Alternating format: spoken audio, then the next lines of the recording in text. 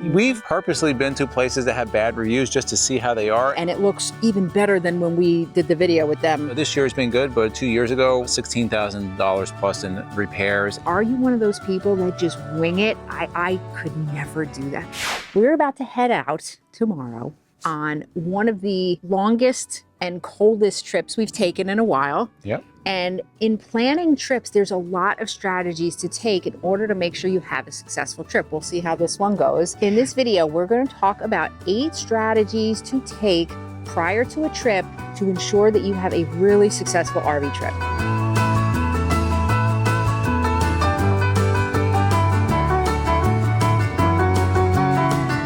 Before we get into this video, guys, please take a moment, make sure you're subscribed, notification bell's on. Even if you're subscribed, go back and check. A lot of our viewers have been unknowingly unsubscribed. Also, we have less than a month until December 31st until our merchandise store will no longer exist. So if you've been waiting, if you want the RVing USA hat, shirt, any of our other merchandise, we've done, this is our most popular one. We'll put the link down below. So let's get into it. The first one is going to be carefully planning out a route and different tools to do so. So one of the basic tools that we use all the time is a RV specific GPS. It could be anyone. This one we happen to have because it has the live traffic update. There's been many times that this has rerouted us. What's nice about this unit itself is that it connects to your phone, the Garmin Connect, and it gives you live traffic. So if you need to be rerouted, if there's a crash or something, it's going to take you into a different area. Of course, Google is your friend. ChatGPT is the new thing. Now, there is one app out there that kind of takes it all into one. That's Adventure Genie. Now, if you don't know what Adventure Genie, we did a video with the founder of Adventure Genie. We'll link it up above. We also have a discount code, but what it does, it is an RV-specific app, a trip planner that uses the power of AI. It's pretty amazing. It is amazing. And they're constantly making improvements. It looks so much better than when we actually did the video with them back in June. One final thing we want to talk about: when you're planning your trip, you have to plan time, right? So for fuel stops, overnights, if you need to get out and stretch, just understand if you go on Google and a trip is going to take you 10 hours in a car, realistically it's probably going to be 12 to 13 with fuel stops and different stops. And of course you can't drive as fast. Fueling up takes longer, so just keep that in mind. Number 2 is to research and book your campgrounds early. I know some people like to fly by the seat of their pants and they're just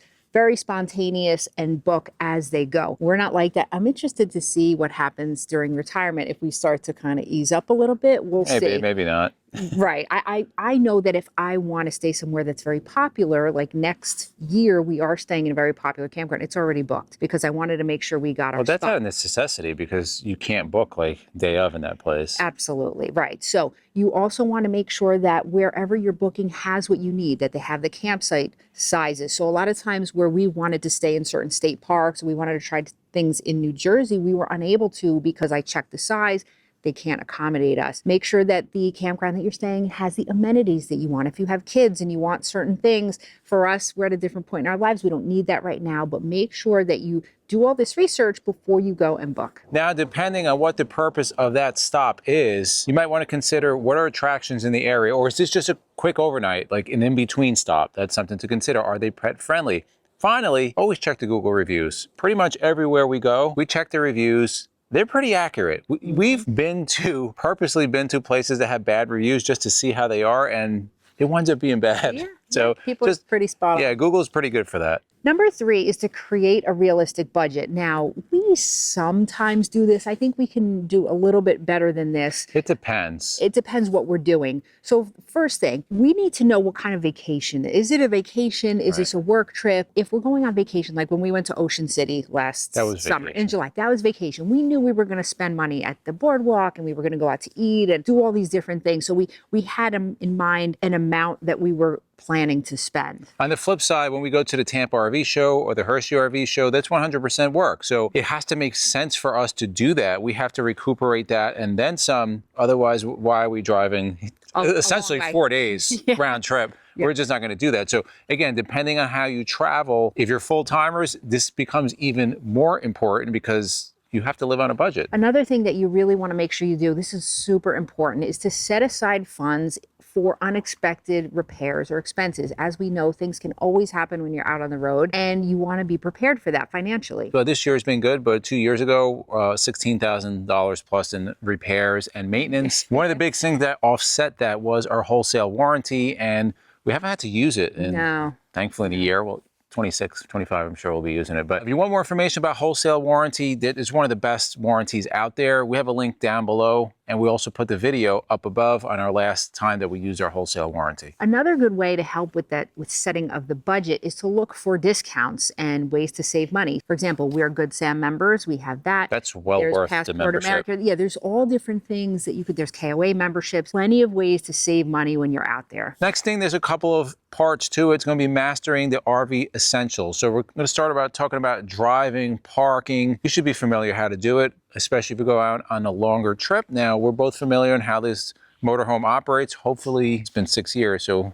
hopefully we do know that. Also, we're going to talk about setting up your campsite, setting up, breaking down. You should have a routine. It should be second nature. Now, a lot of people will carry a checklist. Our checklist is in our head. So you know exactly when we pull in, you hop out, you pull me in.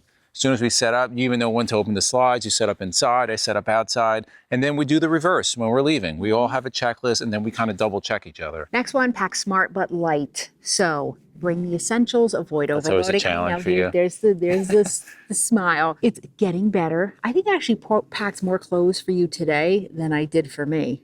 So you have a nice assortment to choose from. I'm such a good wife. Something to really help you, especially right before you leave for the trip. I know right before we leave, things are always crazy. We're running, doing this and that. Make a checklist. I have in my phone, in the Notes app, a whole list that I go through each time right before we leave. I put an X so I know as I'm packing it, and then I remove the X's, and the next time around, the list is waiting for me. And that has been huge because we never forget anything. Again, we're part-timers, so we don't leave everything on here all the time. So we do bring it on and off some things. Look, our toothbrushes, the main things are on there, but I'm talking about clothes and my hair dryer and things like that. So make a checklist. It's going to save your life. Now, on the outside and the tools end, I take inventory of the trips we're going on. So we're going on a trip now. It's cold out. We're not taking Blackstones and outdoor chairs and everything because we're not going to be outside, because it's supposed to be like 15 degrees at night. I'm not going outside when it's 15 degrees. But that's going to lighten up everything. It's going to make you go through that inventory inside the RV, and you can carry the minimum amount that you need. Next one's going to be preparing for emergencies, mishaps. So first aid kit. You should have a basic kit, a bleed control kit if possible. You want to have basic roadside assistance coverage. Also flares. We have LED flares. We've shown them on other videos. A green vest. I carry a flat repair kit. Also basic tools. The tools I promise you would use all the time. You also want to be familiar with your RV systems, how everything works. And also, if you have roadside assistance, what does it cover? Now, the next one depends for us on how you're RVing. Is it just like the one-time vacation, or are you on the RV a lot more? It's going to affect this next step. So it's to plan meals ahead of time. Now, this is one we do really well. I kind of take care of this one. So I go shopping specifically right before the trip with the trip in mind. How many nights are we going to eat on the RV? Depending on where we are we going to go out to eat? Do we want to try different restaurants in the area? Is this a vacation or is this work? Right. Like when we're in Tampa, we eat mostly on the RV, or if we're going out with companies or, sponsors that we have that we only get to see once a year. I have a specific list. This way we're saving money. It's quick, and especially when we get there tomorrow night, we're going to pull in. It's going to be late. We're going to be tired. I have an easy meal prepped so we can just eat and then rest. Yeah. Also, if you want to save money, you can prep your meals, like not buy packaged meals. Just cook your meals ahead of time. You could package them if you want, really, like meal plan, put them in the freezer and just take them out as the day comes. And I always have sandwiches ready for us on these long trips, sandwiches and snacks. Everything's ready to go so I can just grab it. What's one of my favorite sandwiches? Tuna fish. You love tuna fish. Tuna fish, and then the hummus, lettuce, and tomatoes. I love that also. The last one is probably one of the most important, and it is set a flexible itinerary. So Izzy and I are very structured. Everything we do has a plan. We think very similarly, which is good, which is why I think our marriage works so well. But we have to be able to let that go if things go wrong, which it does. So for example, tomorrow we are leaving on this trip, and we have about an 8-hour drive, and we have a rest stop in mind that we are headed to. It has 9 RV spots.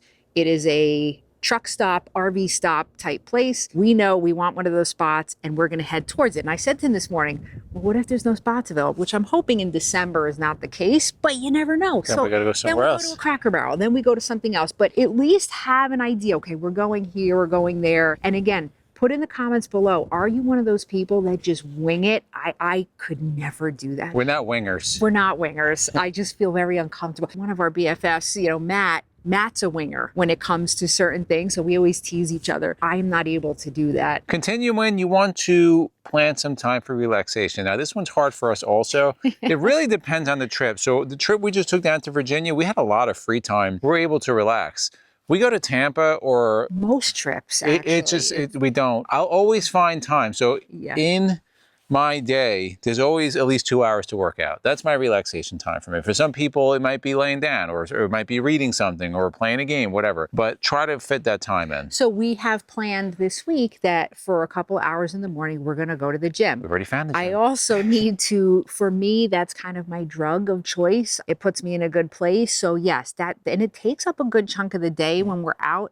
But it does start the day off. And again, then we record videos and we do this, but make sure you do have time to be just for yourself. Finally, always have the ability to adjust for weather conditions and road conditions. We've had to do this several times. Also, coming back from Florida, there was snow. Going down to Florida, there's tornado warnings. Just this past Virginia, we actually abandoned our motorhome and stayed at a hotel because there was tornado warning. Is that what it was? Is that the worst? Tornado warning? They were in the area. Back in August. We're like out of here. Yep. So just keep that in mind. You might have to change plans. Let us know in the comments, which of these are you really good at? Which of these do you need some work? As I said, there's a couple in there that we need to work on just a little bit. But let us know, what do you do ahead of time to strategize your RV trips? If you like videos like this, guys, to the left of us, we'll put our RV newbies playlist. We'll put our RV travel vlogs playlist. And for myself and MJ, it's a journey of a lifetime. And we'll see you on the road.